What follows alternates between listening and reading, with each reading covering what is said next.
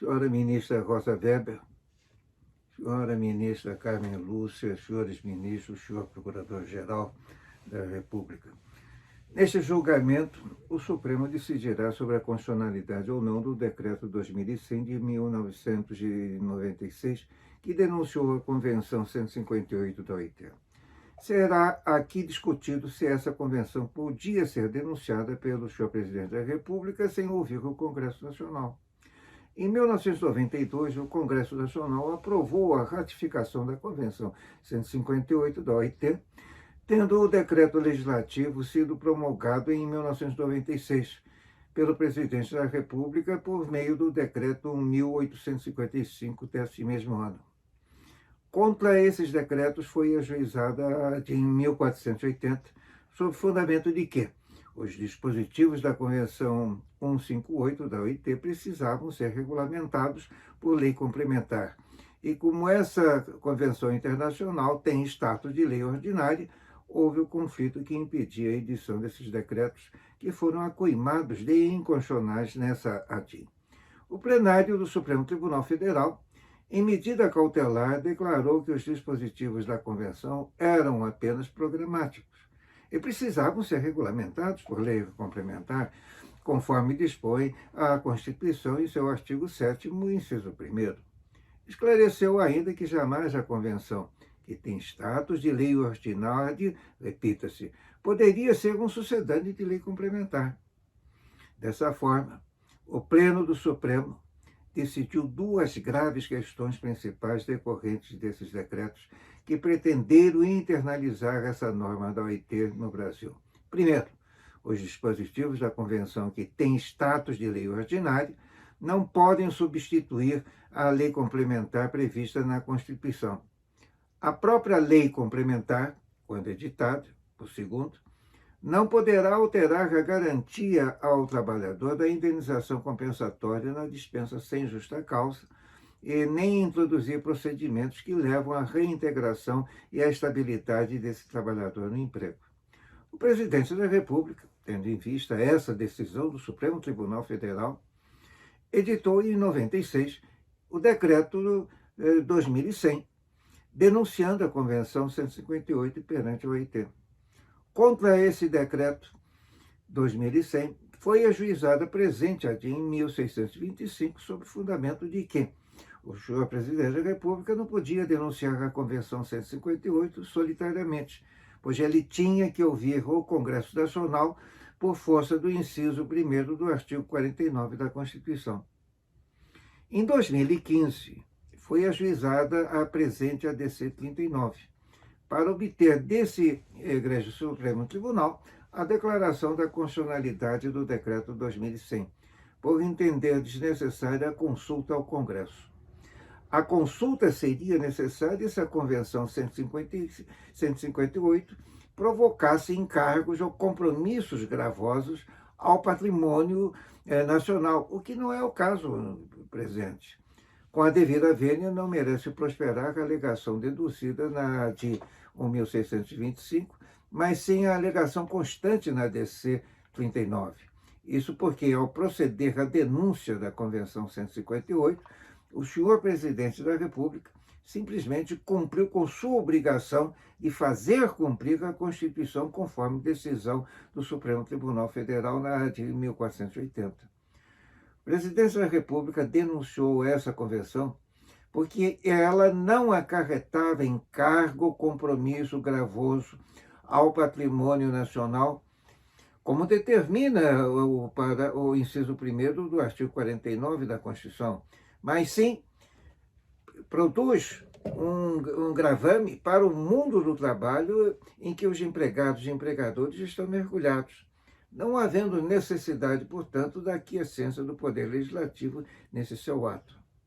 Considerando que a Convenção 158 não traz reflexos ao patrimônio nacional, restringindo-se ao cenário de empregados e empregadores, é desnecessária a submissão da denúncia ao crivo do Congresso Nacional.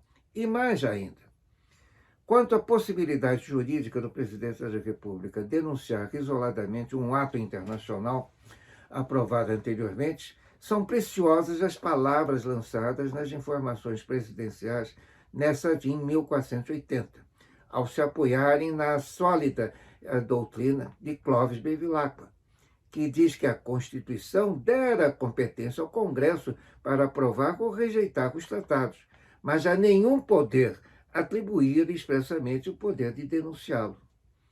Assim, a denúncia da Convenção 158 era plenamente ilícita, pois o Supremo Tribunal Federal, na concessão da liminar de 1480, tinha apontado estar o decreto de promulgação maculado por vícios e contrário à Constituição.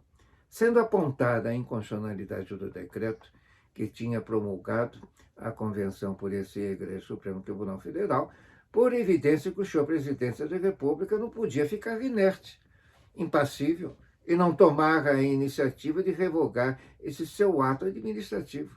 Ele tinha a obrigação funcional de rever o ato praticado que afrontava a Constituição. Acresce notar que esse egrégio Supremo Tribunal, tomando ciência do Decreto 2100 de 1996, denunciando a Convenção 158, determinou o arquivamento da multicitada de 1480, por perda de objeto, deixando, contudo, assente a afirmação de que tal convenção não mais se achava incorporada ao sistema do direito positivo interno brasileiro. A autora da DIN 1625 juntou um parecer do eminente e sempre saudoso Arnaldo Susequinte, onde ele sustenta que o presidente da República não podia denunciar a Convenção 158 em virtude de estar abolindo direitos fundamentais, o que lhe seria vedado pela Constituição. Ao que parece, esse eminente doutrinador procurou sustentar que os direitos inscritos na Convenção 158, com sua ratificação pelo Brasil, passaram a ser cláusulas pétreas, o que impediria a sua denúncia posterior na forma do parágrafo 4º, inciso 4º do artigo 60 da Constituição. Porém, essa conclusão do eminente parecerista se escora em uma premissa falsa.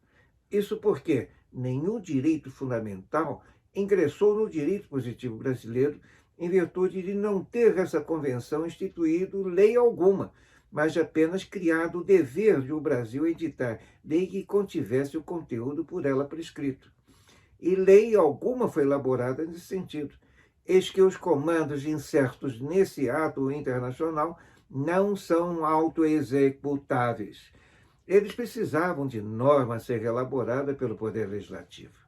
Assim, a ratificação dessa Convenção 158 criou apenas uma expectativa de direito. O doutor Procurador-Geral da República, Geraldo Brindeiro, juntou parecer no sentido da improcedência da presente ADIM 1625, pela sua insubsistência, reconhecendo ser constitucional o citado Decreto 2100.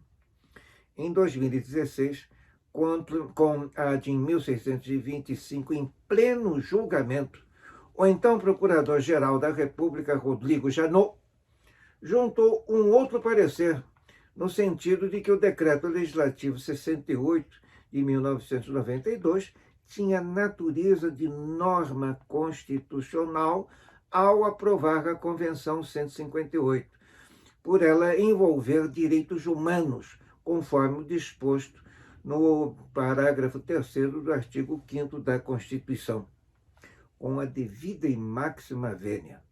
Esse parecer extemporâneo do doutor Procurador-Geral da República, Rodrigo Janot, não merece acolhida de forma alguma, devendo ser julgado improcedente a ADIM 1625, pois o Decreto Legislativo 68 não foi aprovado em 2 turnos, por 3/5 dos votos dos respectivos membros de cada Casa do Congresso Nacional, como determina expressamente o parágrafo 3º do artigo 5º da Constituição. Foi ela aprovado apenas em um turno único. Como bem decidiu o egrégio Supremo Tribunal, na ADIM 1480, esse decreto legislativo tem natureza de mera lei ordinária, não podendo assim ser guindado à estatura de norma constitucional por esse parágrafo 3º do artigo 5º da Constituição. Em 2008, foi enviado ao Congresso Nacional pelo presidente da República à época a mensagem 59, para que fosse novamente apreciada a citada convenção, para posterior ratificação e incorporação ao ordenamento jurídico nacional.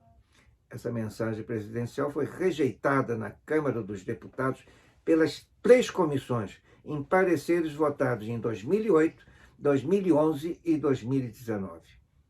A resistência à adoção dessa convenção ocorreu pela consciência de que sua aplicação resultaria em consequências nefastas para a estrutura socioeconômica do país, tais como restrição aos empregos dignos para os novos entrantes no mercado de trabalho. Segundo, promoção da pobreza. Terceiro, empecilhos à competitividade das empresas instaladas no Brasil. Em verdade, o Brasil já tem uma rede de segurança social devidamente institucionalizada de proteção do trabalhador, baseado em 4 poderosos pilares. Primeiro, aviso prévio proporcional ao tempo de serviço, indenização de 40% incidente sobre o saldo do Fundo de Garantia. Terceiro, o próprio Fundo de Garantia. E quarto, o seguro-desemprego. Assim, foram por essas razões que o Congresso Nacional repeliu a mensagem presidencial 59 de 2008 nas 3 comissões pelas quais ela tramitou. A Casa do Povo concluiu que não podia a convenção ser ratificada pelo Brasil por violentar frontalmente a Constituição. Saliente-se que apenas 34 dos 187 países que integram a OIT ratificaram a Convenção 158. Nenhum dos países do Mercosul é signatário do tratado, assim como nenhum dos integrantes do BRIC. Na América do Sul, apenas a Venezuela subscreveu, ratificou essa convenção. O crescimento da Rússia, Índia e China, integrantes do BRIC, que disputam intensamente o comércio internacional, é mais do que o dobro dos países desenvolvidos, sendo que o Brasil é o país com menor crescimento entre os 4. O engessamento provocado pela adoção da convenção agravará a posição brasileira. A opção entre investir em uma economia dinâmica ou em uma economia engessada se faz muito clara, é evidente. No mundo, os países com maiores crescimentos socioeconômicos, como Estados Unidos, China, Alemanha, Inglaterra, Coreia do Sul e Singapura, não ratificaram essa convenção. Já os países europeus que ratificaram essa convenção enfrentaram e enfrentam problemas como inibição da geração de novos empregos e a alta do desemprego. Em países onde o crescimento demográfico é reduzido ou negativo, os prejuízos da não criação de empregos e do próprio desemprego são limitados. Mas no Brasil, que precisa gerar empregos formais, a não criação de vagas tem um efeito devastador para a vida das pessoas e para a formação da nossa juventude.